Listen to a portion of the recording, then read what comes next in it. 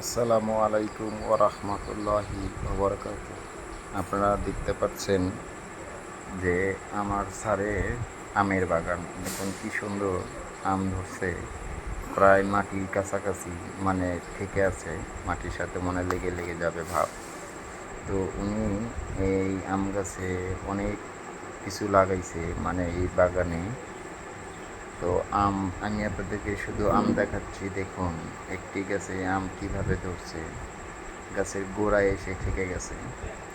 তো এতটা গরম, এতটা ক্লান্ত লাগতেছে, যেটা আমি আপনাদেরকে বলে বোঝাতে পারবো না। তো দেখছেন আমটি অসাধারণ মিষ্টি এবং আমটি খুব সুস্বাদু।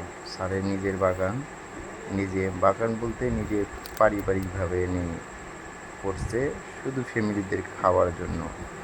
তো এখানে আসে আম খাইলাম, দেখলাম খুব টেস্ট এবং খুব সুস্বাদু। আরও এখানে দেখতে পাচ্ছেন অনেক শাক সবজি লাগাইছে, আরও পেয়ারা আছে, বাদাম আছে, নারকেল আছে, ডাব আছে।